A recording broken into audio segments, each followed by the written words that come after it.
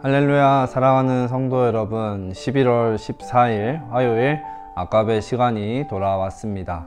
오늘 함께 나누실 말씀은 욥기 10장 1절에서 22절까지 말씀입니다.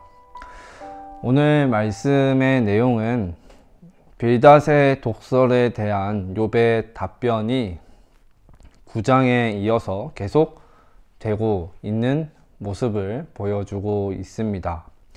빌닷은 욥이 당하고 있는 고난의 이유가 죄 때문이다 라고 하며 전통과 조상들의 말을 빌어서 욥에게 상처를 주고 있습니다. 그러나 더 이상 친구들과의 대화를 이어나갈 수 없었던 욥은 자신의 심정을 오늘 본문 1절 말씀을 통해서 비추고 있습니다. 1절 말씀입니다. 내 영혼이 살기에 곤비하니 내 불평을 토로하고 내 마음이 괴로운 대로 말하리라. 아멘. 욥은 이렇게 자신의 마음을 비친 후에 하나님을 향한 첫 마디를 이렇게 내비칩니다. 본문 2절입니다.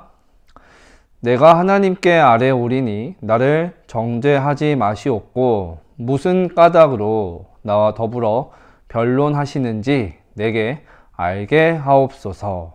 아멘.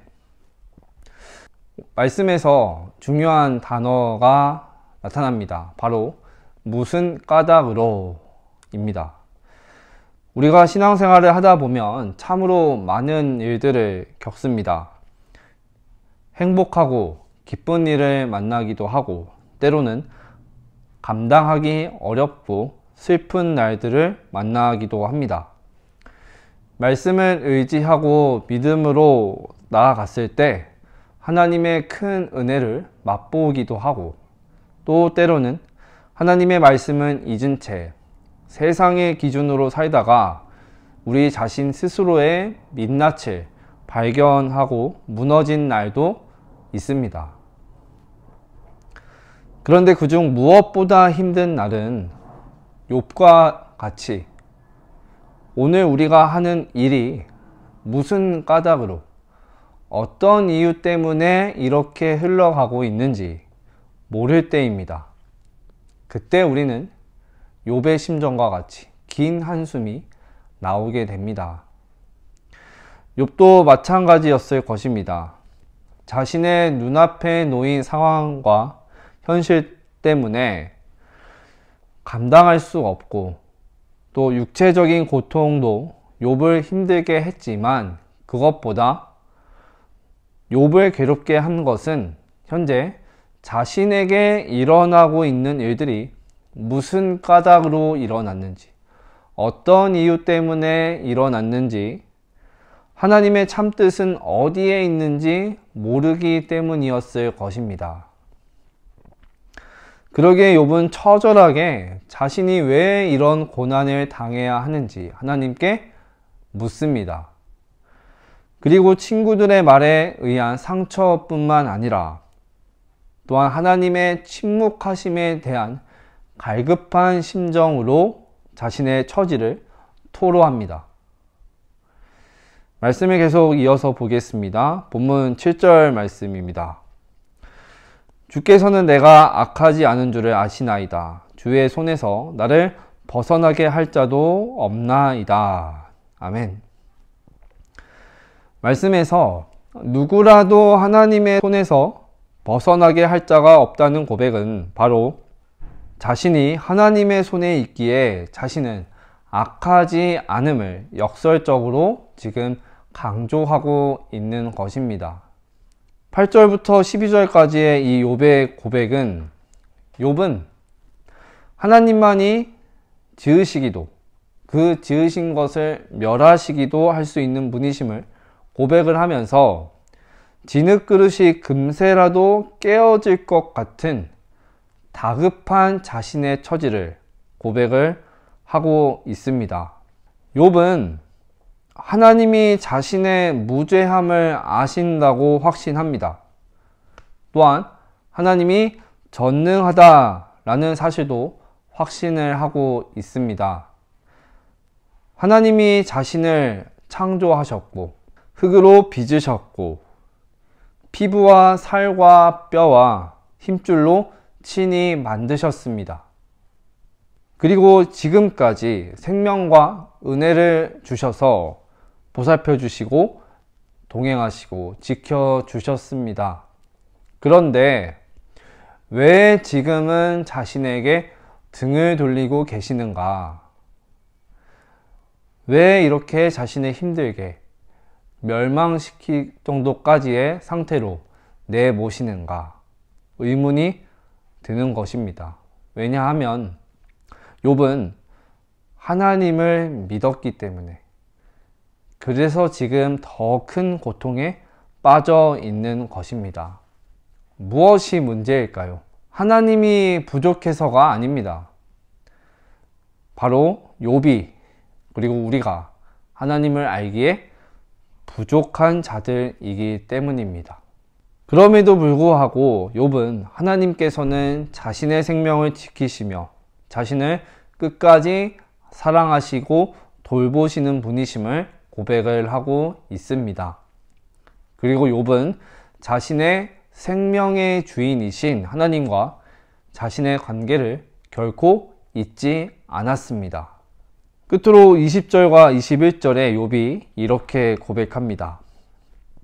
내 날은 적지 아니하니이까 그런즉 그치시고 나를 버려두사 잠시나마 평안하게 하시되 내가 돌아오지 못할 땅 곧 어둡고 죽음의 그늘진 땅으로 가기 전에 그리하옵소서. 아멘. 욥은 자신을 대하시는 하나님의 이 무자비함에 실망을 하고 있지만, 그럼에도 불구하고 하나님께 평안을 구하고 있습니다. 욥은 여전히 하나님만을 유일하신 전능자로 믿고 있습니다. 이것이 욥의 다른 모습입니다. 대부분의 사람들은 상황과 환경만을 바라보면서 원망하고 불평하기 쉽습니다. 하지만 욥은 자신의 모든 상황과 환경을, 처지를 토로하면서도 하나님을 붙들고 있습니다. 여기서 만일 하나님이 선한 분이 아니라 세상의 폭군과 같았다면 욥과 우리의 인생의 결론이 어떠했을지를 상상을 해보게 됩니다.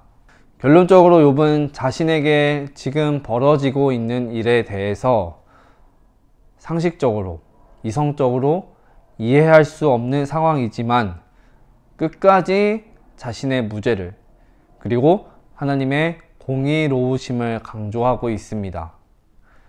그가 이렇게 선포할 수 있었던 것은 욥이 하나님 앞에서 자신의 인생길을 걸어간 사람이었기 때문입니다. 말씀을 정리합니다. 때로는 삶의 여정 가운데 이해할 수 없고, 또한 욥과 같은 무슨 까닭으로, 어떠한 이유로 내가 이 일을 겪고 있는지 고난과 연단을 경험할 때가 있습니다. 그래서 무슨 까닭으로, 어떤 이유로 라는 의문이 들 때가 많이 찾아옵니다. 그러한 때에 우리는 끝까지 하나님께서 나를 도우시고 내 생명을 지키실 것이라는 확신을 고백할 수 있는 길은 우리가 살아가는 모든 순간을 하나님 앞에서 걸어가는 길밖에 없습니다. 상황과 환경에 관계없이 하나님은 오늘도 우리에게 여전히 하나님 그 자체이십니다.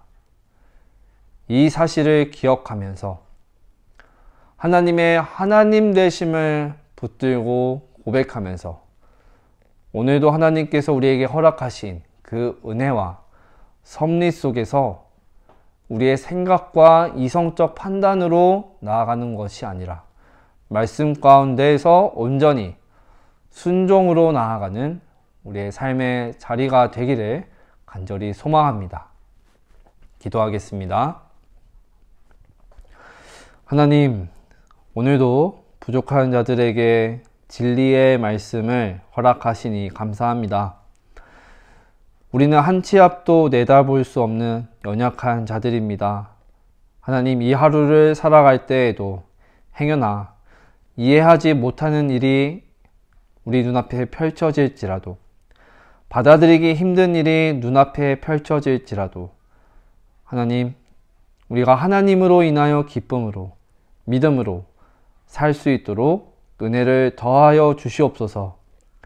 그리하여서 우리의 신앙이 어제보다, 이전보다 더욱 견고해져서 우리의 가난한 심령 가운데 하나님만을 더욱 바라고 붙쫓는 삶으로 나아가게 하여 주시옵소서. 그렇게 인도하실 주님을 기대하오며 사랑이 많으신 예수님의 이름으로 기도드립니다. 아멘. 사랑하는 성도 여러분, 오늘 하루도 말씀을 붙들고 승리하시길 소망합니다.